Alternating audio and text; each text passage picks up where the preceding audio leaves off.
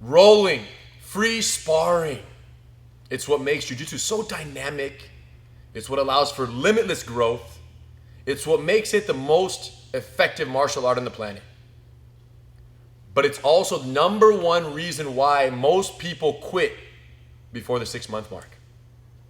At every jiu-jitsu academy, students are introduced to sparring, the idea of, one person grappling intensely against another person, both trying to choke each other out.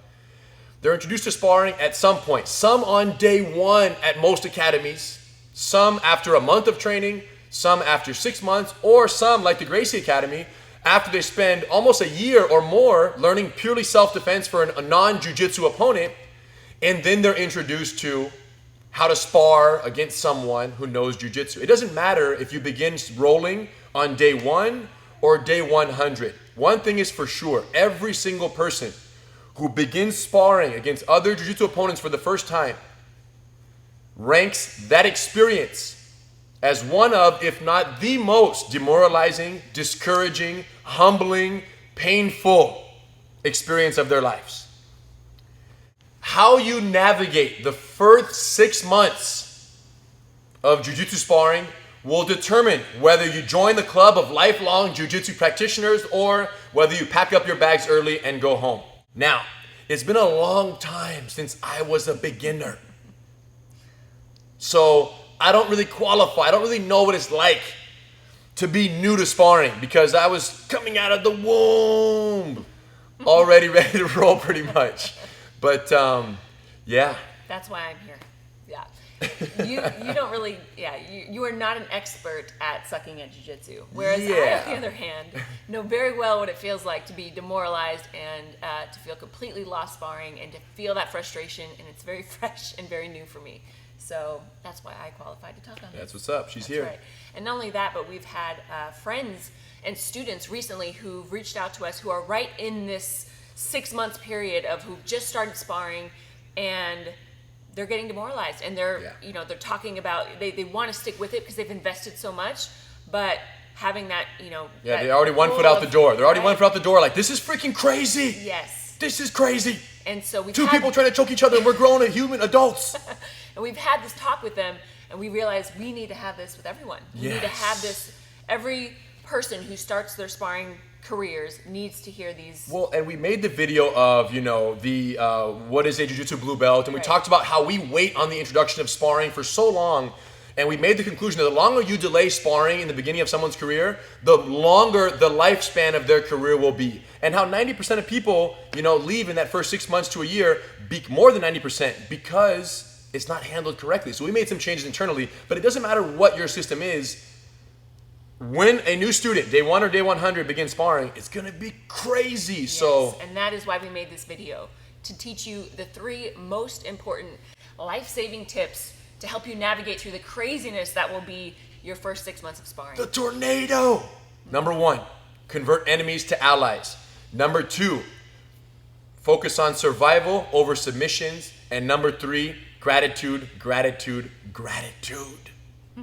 You guys, when we published that video, what is a jiu-jitsu blue belt on YouTube, published it about 2 months ago, and since then has acquired, over 100,000 views. And what's fascinating is in that video we talk about the chaos and the emotional damage that is done to someone who is thrown into sparring with no preparation and goes into a class at some random academy, and it's chaos. What's crazy is that video, over 100,000 views, over 400 comments, and the number 1 comment on the video, which discusses belts and sparring and the immediacy and the chaos, the number 1 comment reads as follows, and I quote, from the Land Standard: "What you described was exactly my experience of jiu-jitsu. Going for the first time and sparring with people who'd been training for 6 months to a year, getting injured and never going back. I'm glad you're taking a different approach." You guys.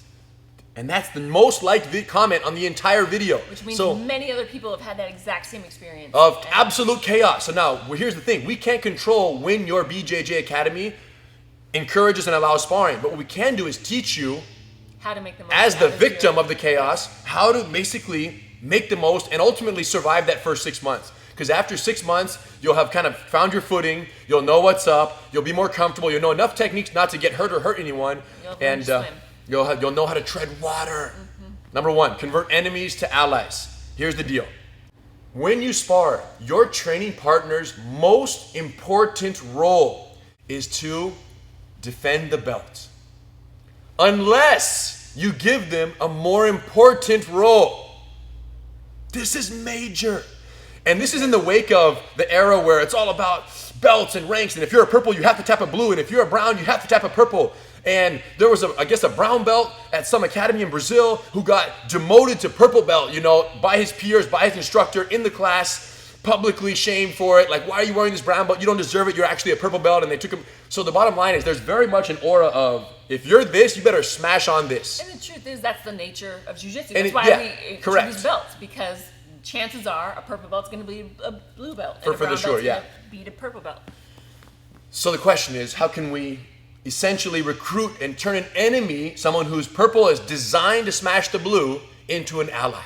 You have to give them significance, and a significance that's more important than their belt rank, which is allowing them to kind of help you and become an instructor for you and to give them that fulfillment. So we call it sensei significance over smasher significance. And this is so major, you guys. This is so major. You need to give them permission to help you. Because what you want to create is a dynamic where that person identifies themselves as someone who is respected as an instructor, at least in your little jiu-jitsu journey. And for their knowledge, for what they have. Yes. And that is the hardest part is that you have to give them permission, right? Because naturally, when two people go to spar, they don't think their role is to help you. Even a more advanced person. Even a more advanced. They're trying to survive against higher belts than them. So when they go to spar, they're thinking, all right, we're gonna do this, we're gonna roll. And unless you are very clear with them about kind of your position and maybe your discomfort with sparring or what you want to accomplish from the role, they're not going to offer you any advice. They're not going to offer you. They're not instructors. They don't qualify. They don't feel, a purple belt does not feel certified to teach a blue belt while they're rolling. What are they thinking? I got to defend the purple. Here's the problem. They don't identify with themselves with the coaching role unless you grant them that permission. This is so major. It really is. This changed everything for me and made what at one time just felt like I was in a blender for 5 minutes at a time to actually feeling productive in a sparring session. Was me allowing somebody, giving them that permission to say, give me a few tips here and there, and we'll talk a little bit about how to actually do that in a minute. Yeah, and the thing is this. I, for example, as a jiu-jitsu instructor, I identify myself as that role. No one needs to tell me, Henry, you can give me some tips right here, or how would I pass the guard here, or what should I do here? I'm going to tell you anyways, because I just, in my very nature and my DNA, am here to teach jiu-jitsu. That's why I exist on this earth. And other high-level instructors do the same way, which is why for a newer student to roll with the instructor is the most pleasant role in the whole room, because I'm not going to prove anything by smashing on a white or blue belt. It doesn't do anything for me. Instead, for me with that person, what am I thinking? How can I make them a little bit better than they are? And what's crazy is that recently we posted a video of me sparring with my good friend Tom Bahali from the Kansas City Chiefs, 275-pound solid muscle, NFL Pro Bowler many times.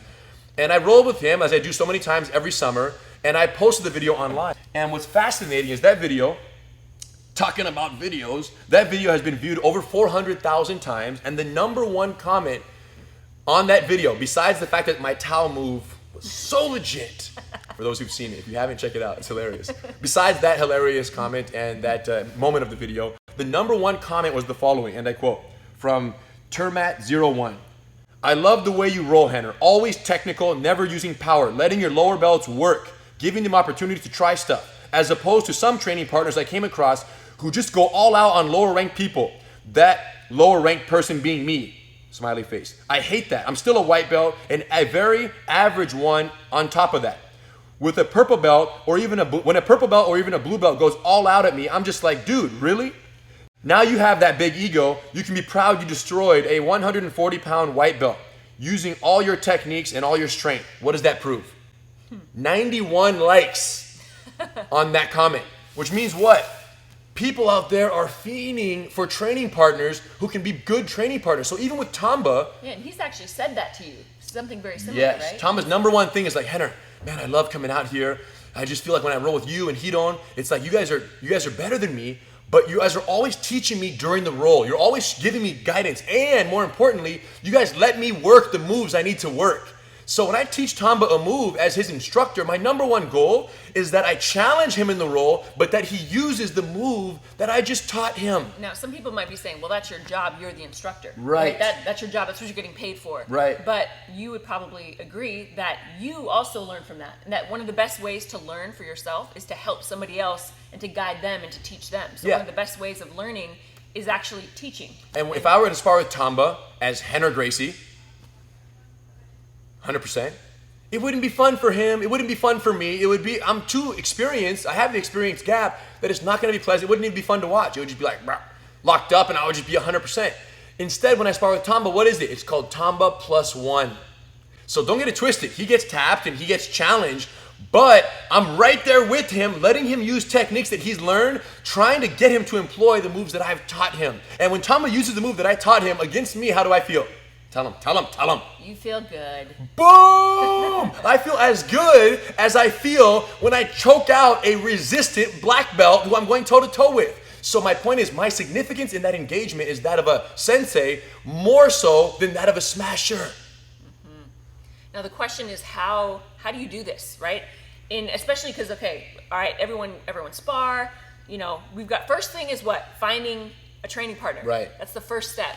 And we talked a little bit about this in the Rolling with the opposite sex video.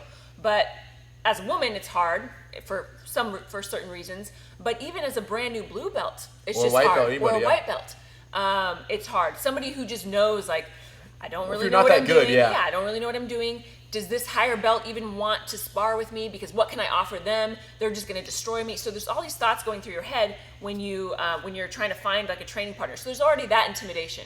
And so one thing that we really recommend is that instead of, you want to roll? Right. Hey, right? Want to roll? Hey, you want to roll? Right. It's a little bit like, and it's not a challenge because of course rolling is part of jiu-jitsu, but it can kind of feel that way. And when you don't even feel like right, when a blue belt looks at a purple belt and says, "Hey, want to roll?" That purple belt says, "Yeah, let's roll." Yeah, let's do it. And in their head, they're thinking, "I'm gonna show him a roll." It starts off. And it's not, everyone says it every single day. And I say it and everyone says it. Of course. But the point is, we're just trying to give those brand new survival sparring tips in the very beginning for that first 6 months, how to create engagements that are more cooperative and productive than they are humiliating and destructive. Yes. So my suggestion would be to say, do you have a partner yet? Do you have a training partner? Do you have a partner? Do you have a partner? Hey, because now you have a partner? We're partners, right? We're working together. Interesting. And it's like they don't have to, if they really don't want to spar with you, or maybe they do want to spar with somebody more advanced. They just say, "Yeah, I have a partner," or "He's in the bathroom." Yeah. That's a good point. So the negative, when you say, "Do you want to roll?" Say, "Do you want to roll?" You want to roll? No. The negative to "Do you want to roll?" is the word no. Now ask me if I have a partner. Do you have a partner yet? Yeah. All right. The negative to "do you have a partner" is the word yes, meaning to the denying of a roll to "do you have a partner" is the word yes. It's almost like asking a girl out on a date. I don't do that anymore, except for my wife here. But it's almost like saying, occasionally go on dates. Very yeah, especially now. It's almost like asking a girl out on a date and say, "Hey, do you want to go on a date?" You leave her no choice but to say no, and then it smashes you. Okay? Or you can say, "Hey, are you busy tomorrow night? Do you have a partner? Are you busy tomorrow?" And then she can easily say, "Yeah, actually, I am busy. Yeah, I have a meeting with some friends." Yeah. It allows an easy out. So the engagement, how you initially engage with the training partner affects the dynamic of the role. And a considerate, "Hey, do you have a partner yet?" question will go a long way in terms of preserving a collaborative, cooperative partner vibe versus a, "Yeah, let's roll," which is so common. It's true. And then once you establish that partnership, okay, so now we're about to spar. It's not quite enough to just say, to leave it kind of open and expect them just to teach you everything they know and just say, "Oh, I don't really know what I'm doing," or "Go easy on me." It's not effective, right? You need to make this role progressive for you, and you need to be a little bit more specific as to what you want. And by being specific, now again, you're identifying them as their that kind of sensei significance, right? Giving them that significance in the sparring session. Which is the most important thing, because if that person identifies themselves as the teacher because you made them and you helped them identify that, their eagerness to see you succeed, like I do with Tamba, goes through the roof. Right. Tell them how to do that. So in order to do that, we need to be specific, right? So an example of this is straight up just like a script that you can use, which is, hey, you know what? I don't really know what I'm doing from inside the guard. I don't know any guard passes. Can you show me a guard pass? Then they can show you one maybe, and then you say, great, can we start from inside the guard, and then I can work on those passes, right? So it's a very specific goal. It's a specific position, and it's something specific you're asking them. And then they can show you something, and then you use it, and then you can keep going sparring. So good. So this isn't turning into like, you know, a complete private lesson one-on-one, but it's showing you one thing, and then from there, and naturally, because they just showed you that guard pass, they're going to want you to succeed at it. So, right. So they'll give you a couple tips, or they'll kind of let you pass, or, you know, kind of adjust something if it needs to be, and then you'll keep going from there. But now what? You've learned one thing from that sparring session in a specific thing that you know is an area of weakness, which is, I don't know what to do from inside the guard. So. And you thank them for it, right? Yes. When you use it, thank you, that's a great pass. And can we start the sparring roll from here? So it's very simple, you guys. I don't know what I'm doing in the blank. Can you show me one blank? And they're gonna show you something. So hey, can you give a partner? No, come on, let's roll. Great. Now listen, I don't know what I'm doing in the half guard. Can you show me one pass? Yeah, sure. They're gonna get on top, they're gonna show one pass, great. Now, can we start from here so I can try it? Can we start the roll from here so I can try it?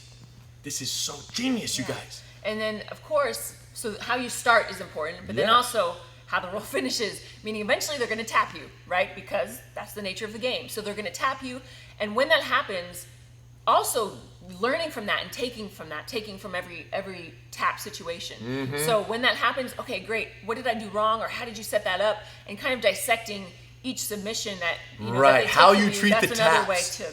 So that what we're identifying is there are two critical engagements, we'll call them. One is when you shake hands and start. If you say, hey, you want to roll? Cool. Boom, and you jump on this advanced belt, get ready to get hammered. Smash into a pulp, you guys. The worst case scenario blender. It's gonna happen. And the harder you fight, the harder they hammer. That's number one. The first engagement is just pairing up with them and, hey, let's roll, or hey, you know, do you have a partner? That whole situation. The second engagement is when you get tapped. If after you get tapped, your eyes get bigger, you shake hands again, you fist bump, and you jump on them, that's game on now. Forget the fact that I coached you in the half guard, I showed you one pass. Now it's survival, and you better survive, homie, because I'm gonna smash you. The point is, Eve is saying, as soon as the tap happens, how you treat it determines whether you respect the person in their role of instructor to you, or whether you forget what was a challenger. Boom, now it's on. You caught me. Let's go. So, treating the taps with, hey, wow, that was sick. Where did I go wrong? What could I have done differently to avoid that? In other words, give it another teaching opportunity for the coach in this engagement. And then, let's say they caught you in a triangle from the mount, and they said, hey, you know, your arm shouldn't have been around my body. Your arm should have been down, tucked in like this. Okay, can we start from here? Can we start from here, and can you do that again, please? Can you try it again?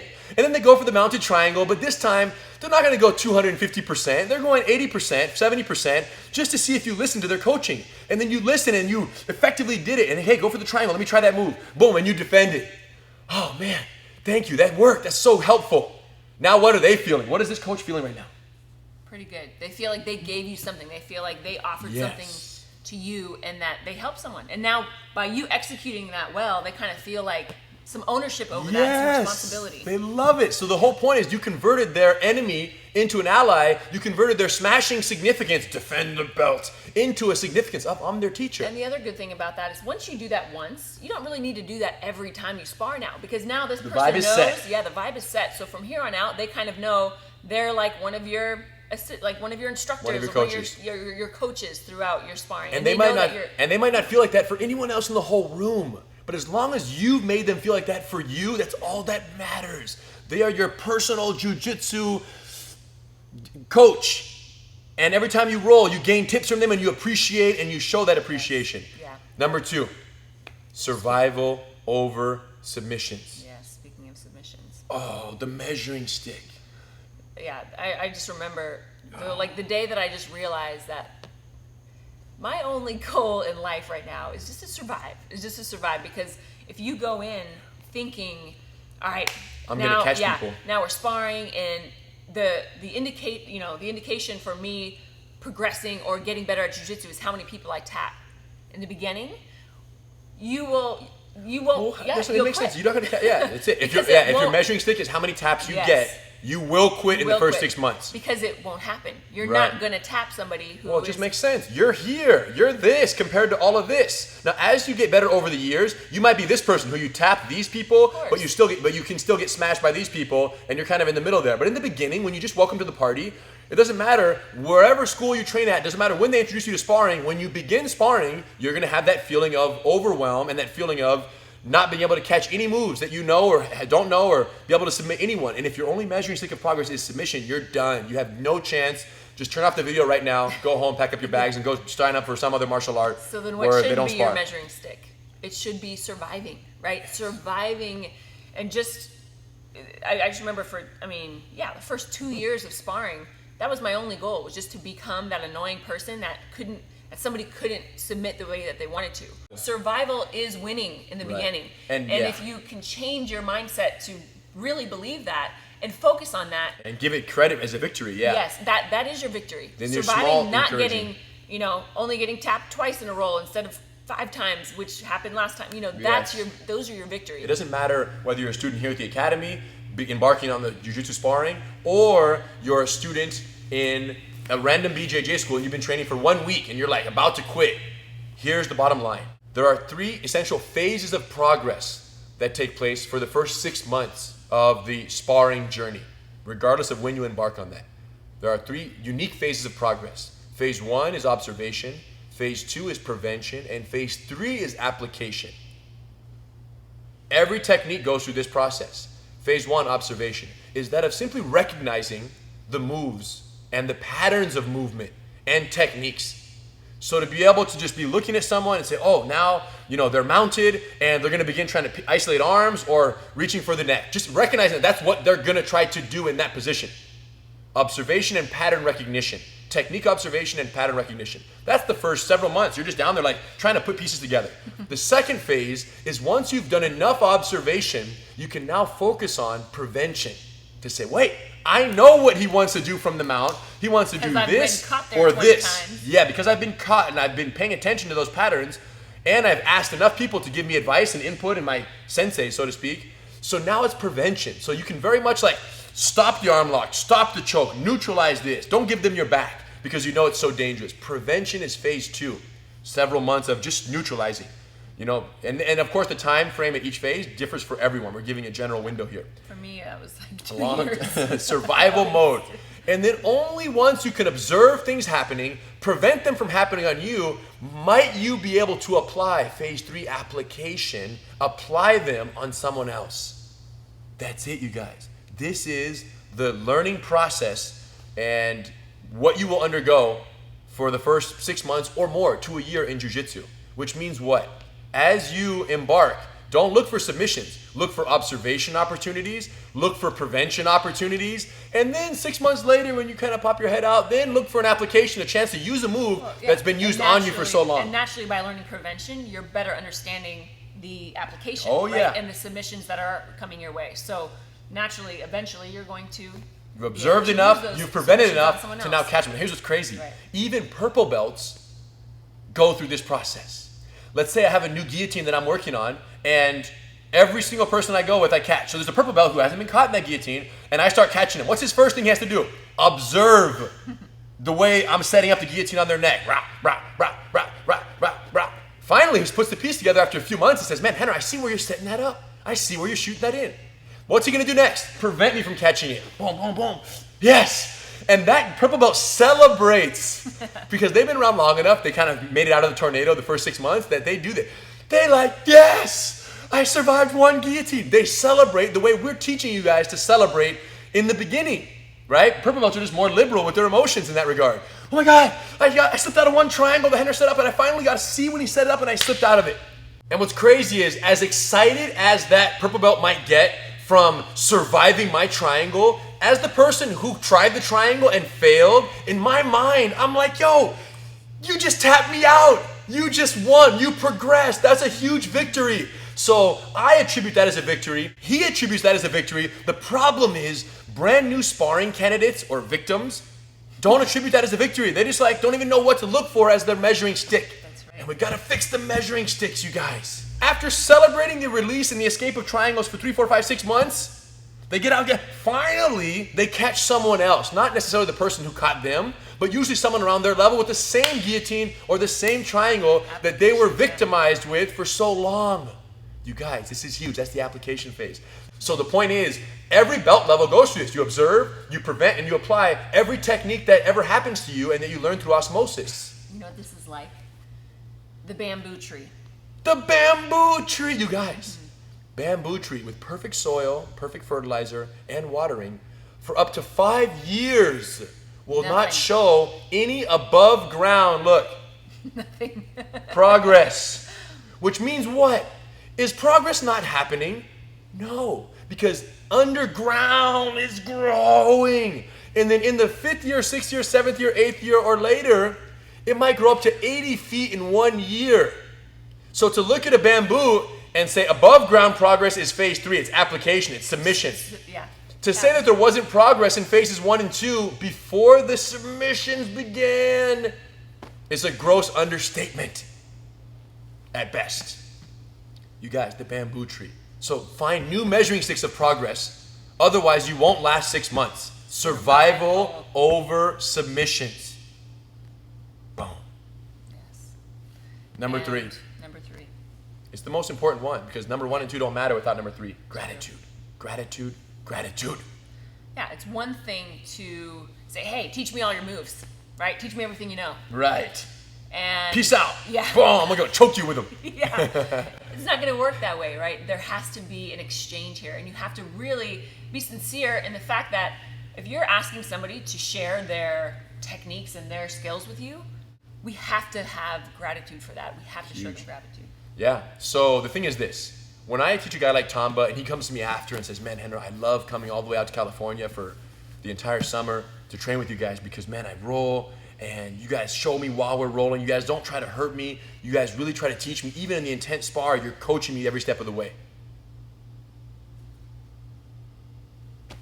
In terms of gratitude, in terms of my fulfillment, right, with Tamba or any other student here in the building who says, man, there's some that are really effective at showing their gratitude, and they say, man, Henner, every time I roll, man, I learn so much. Every time I roll, every little thing you do, it's like, I love. What does that make you want to do next time you spar with him? I want to coach them more because they show gratitude for the help that I do. And this goes for anyone in any field of any endeavor ever. Of course, yeah. Show appreciation and expect more of where that came from because appreciation, it's a universal currency that holds its value regardless of the economy. That was deep. That's gratitude, the universal currency. And ultimately, would you rather have one instructor, whoever your head instructor is at your school, or 100 instructors who care passionately about your progress on your path to black belt? What would you rather have? 100. And Even if that one is you. the creation, yes. You're better off with 100 and maybe one of the 100. Yes. Go get 99 others, Eve. And what's crazy is that gratitude is essentially the currency that identifies those people as your instructors, if that makes sense. Does that make sense, right? Because the truth is, the fact that people come to the academy and pay for classes and I teach them, that's how they identify me as their teacher. Henry, we're paying you, teach us. But you're not going to pay your purple belt or brown belt training partner, hey, here's $20, thanks for the coach. No, what you are going to pay them with, though, is gratitude, and it's worth more than money. Okay, so at that point, they're going to go, yeah, they appreciate me so much that they paid me for my helping of them. And that payment I'm talking about is gratitude. And that really is the best part about teaching and helping somebody. And again, this goes back to almost feeling like, well, I don't qualify to teach anyone. I'm just a blue belt or a 3-stripe blue belt or, But the truth is, you always have something to offer somebody who's newer than you. Who's Yeah. newer than you. Yeah. You have some technique. You have something you've learned. You have something that you can give them. And so by recognizing that and by them showing you that gratitude, that exchange is going to keep Yeah, and just to be clear, it's not good enough for you to roll with people and just derive techniques from them and take lessons and ideas and techniques and moves from them. In order for this equation to work and be successful, that person who you just took the move from has to identify themselves as one of your coaches. Yes, as a contributor to your progress. They can't, because here's the difference. If we roll and you just pick up 3 or 4 of my moves just by watching and leave without saying anything, you stole my techniques. I'm not against that. I'm all for it. Everyone can steal whoever they want in jiu-jitsu, take the knowledge all you can. But if you want to create 100 coaches, that's your goal, guess what? On the way out, gratitude is what tells me that I actually contributed to you. So, yeah, because if huge I don't deal. tell you how valuable that what information you just I'm gave just me roll or what normal. you shared, he'll never know. And here's the reason why that's so. You can say, well, what's the point? Who cares? If I steal it and I'm getting better, what's the point? Well, the point is this 6 months of tornado sparring, you want people to roll with you who identify themselves. When they go home at night and they come back in the morning and they come to class, they think, where's my disciple? Where's my student that I helped grow? Because if they see you that way, when they roll with you, they're going to tamba and henner you. They're going to go and roll with the goal of making you productive, effective, and help you grow more than, who am I going to smash on today? Where's that kid I can just go beat up to show how bad my purple belt is? Do you understand? My point is you want them to identify with that role because then they want to uphold their title as your coach. My point is that coach title is not established until gratitude is given. Oh, it's so major. It's so major, you guys. So at the end of the day, sparring for the first 6 months, regardless of whether you're starting fresh at a school with white belt, brand new, we hope that someone sent you this video on your first day of class because you're going to need it. Or whether you've been training for a year and then you begin sparring after that with a more jiu-jitsu versus jiu-jitsu focus. It doesn't matter when it begins, it's going to be freaking crazy. That's the fact. And especially for the Gracie Academy students, here we have actually separate technique and spar classes. So there's technique class first, then spar class second, which means that you can spar at your own pace too. That's the other thing, is that you don't have to feel like, all right, now I'm in master cycle, or now I'm in sparring classes and I have to spar every day and I have to go every sparring. Right. You don't have to do that. If you just want to kind of get into master cycle and really feel continue learning the moves and continue and getting more understand comfortable. Every position a little better. Maybe just a few sparring sessions a day that you take something from, go write down some notes, and then come back the next day at for more your sparring. Own pace. Spar at your own pace. Well, Don't here's feel what's crazy. pressured. I don't spar intensely every single day.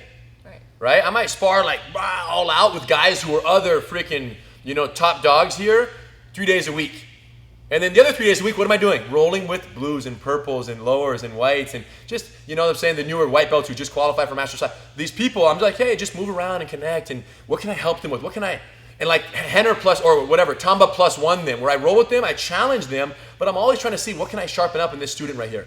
So my point is, you don't have to spar every single day. And we deliberately separated a few years back, based on a suggestion by our friends at in Miami, Florida, the Valente brothers, separating technique class and spar class. And students who want to stay, great. If you want to go home and rest tonight, fine. If you want to stay for sparring and watch, fine. If you want to do 2 rounds and then watch the rest, fine. Especially in that first 6 months where you're such a fragile state and there's a good chance that you'll quit after a few unpleasant rolls, which is the sad truth of jiu-jitsu as it stands. It's just the reality. We're teaching you how, hey, if you're going to spar, right, you can watch if you want, but if you're going to spar, do it with these tips and watch how those first 6 months turn into these amazing opportunities to collaborate, to have coaches, to build friendships on the mat, to give people the gratitude for helping you, versus being the most unpleasant, driving to the academy, death gripping the steering wheel in anxiety, sweating bullets while you get there because you feel like someone's going to rip your head off as soon as you show up. And you guys know what I'm talking about because all of you went through this. The black belts out there who run schools, most of you went through this unless you were born on the mat like we were. And even I had my anxiety phases. 11, 12 years old. I've told the story before. You guys, every single day I would come to class, I'd get beat up, smashed by the same freaking yellow belt every single time. And the crazy part is her name was Terry. Bad, you guys. I still have trauma from this. So if I was smart, I'd be like, hey, Terry, kind of show me what to do from here. Teach me how to escape this. Teach me how to get out of this choke.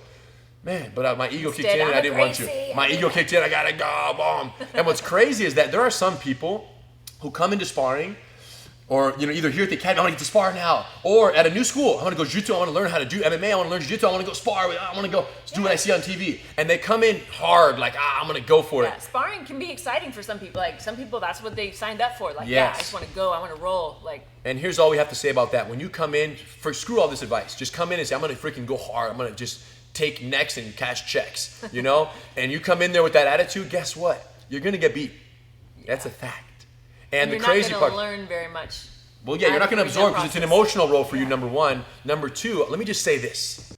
The harder the wood, the heavier the hammer. So you come in as an oak door who thinks it's impenetrable. We're going to get the freaking sledgehammer out, bring the SWAT team battering ram, Torrance PD, and ram through the oak door. You're going to get broken. It's just going to be way less pleasant. Okay. Whereas if you come in and say, no, you guys, what are you talking about right here? Here, I'm just, drywall. Let's learn some jiu-jitsu for this first 6 months. I don't know what I'm doing. Why am I going to try?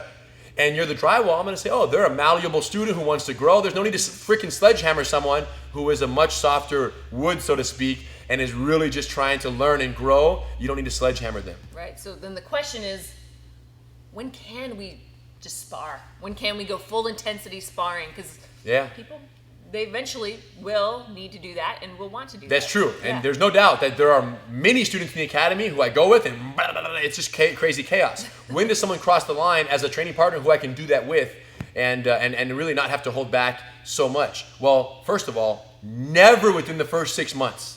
At some point after the first 6 months of someone's sparring career, and this is the key, when their fascination with jiu-jitsu overcomes their frustration with jiu-jitsu, and you are 100% sure that a few perfectly timed chokes will not cause them to quit, that's when you can go full sparring intensity.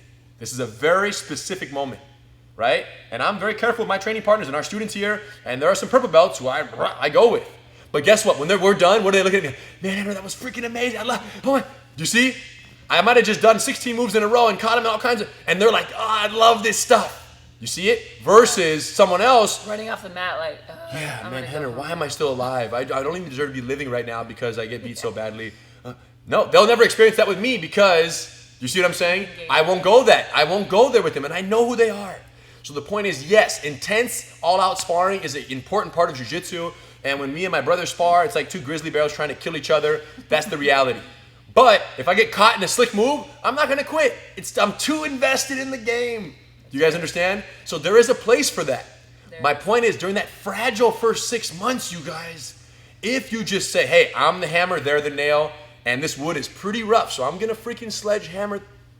As the advanced student, we hope that you guys don't do that and you have more of the Hito no Henna approach. But if everyone in the world knew how to roll gentle and contributing and considerate and helpful and eager to help the partner, like I do with Tamba and every other student we have, when it's appropriate. If everyone knew how to roll like that, we wouldn't need to make this video. This video is not for the hammers. And it's not up to this them. video is for the nail or the wood. You know what I'm saying? To know how to. Yes, it's not up to our training partners. We can't go into a sparring session expecting them to know all of this. And to be, oh, well, why can't you be more of a teacher to me? And why can't you lead me? No, it's 100% up to you.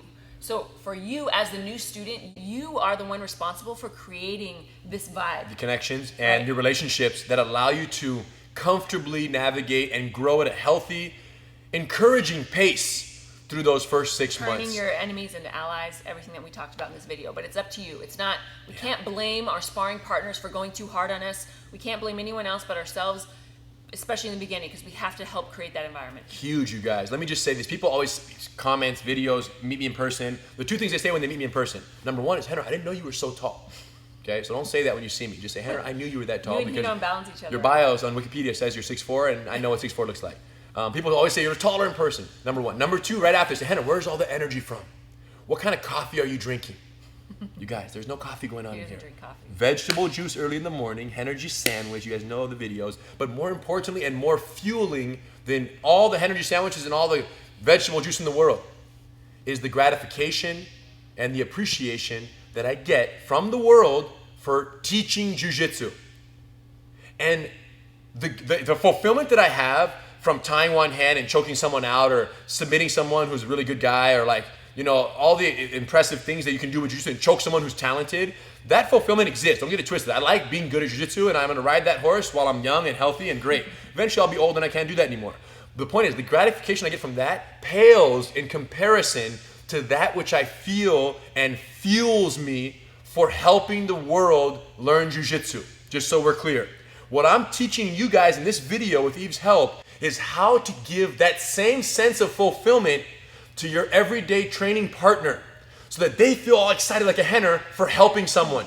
That's it. I'm telling you, they will appreciate the opportunity to teach you, but they won't do it unless you open the door and say, hey, do you have a partner yet? No? All right, hey, can we roll? Great. All right. Well, listen, I don't know what I'm doing from the half guard. Can you show me one pass? Oh, beautiful. Now, can we start from there so I can try it? And off you go with the new sensei. Gratitude. And when you get tapped, hey, how'd you do that? If you guys do these things, I'm telling you, you're going to create allies out of enemies. You're going to learn how to focus on survival over submission, and they're going to teach you every step of the way. And once you pop your head out after 6 months of a tornado, well, it doesn't have to actually be that bad, actually. If you do what we're telling you, it won't be such a freaking blender. But after 6 months of sparring with collaborative training partners, you're going to have your ground, and you're going to say, okay, I get it, 6 months to a year or 2 years, whatever it is. Then you're going to say, all right, I'm good. I'm not going to, no matter what someone catches me in, I'm going to be fascinated and blown away. And I'm never going to quit jiu-jitsu. And I'm going to train healthy and intelligently and safely, but I'm going to train hard for the rest of my life, and that's it. Off we go. And here we are. You guys, this is so major. If you know someone who either A, spars like a freaking maniac, or B, is about to quit, or C, has already quit, you owe it to the world and to them to share this video, pass it along. 90% of people who start jiu-jitsu quit in the first 6 months because they didn't have this information. Literally, they just drowned in the freaking sea of sparring, and they never came back, and they post comments on my video, and they appreciate our efforts. My whole point is, let's not wait till they quit to give them the insight. Here we are talking about it. Help us spread the word. It's a needed, as many other videos are, announcement and public service for jiu-jitsu, and we hope that if this keeps 1 or 2 people on the mat and say, no, I'm going to figure it out, I'm going to navigate this, versus this is crazy, why am I doing this, why are we 2 grown people choking each other? If it keeps a few people on the mat, it was worth it, and I'm glad Eve was here to be part of this. I'm glad baby Gracie got to be part of this talk, because they're going to come one day too where he's 11 years old. There's going to be a tough girl on the mat who's going to choke him out, and he's going to come home crying, and I'm going to say, son, log on to YouTube, watch some videos of your pregnant mom. I'm actually going to probably have to watch this video a few times when I get back to sparring after this pregnancy. You guys, we're here to help, and any questions, post them in the comments, send an email, info@gracieacademy.com. Can't wait to meet you. I'm going to Australia to help our good friend Ronda Rousey, UFC champ, at the UFC in Melbourne on November 15th, 2015, and I'm going to do super seminars in Sydney and Melbourne. Sydney is November 8th, which is a Sunday, and then on November 14th, we're going to do Melbourne. You guys, 2 seminars, Melbourne. 2 days, 4 seminars each day. That's 8 seminars total, 16 hours of Gracie Jiu-Jitsu mastery. Crazy. You're going to love it. It's going to change your life forever. And let me just say this. If we roll, it's going to be you plus 1. It's not going to be Henner, angry Henner. He doesn't exist. He's gone. Much respect. I'll see you guys in Australia. The rest of you guys, keep up the good work, and don't quit no matter what you do.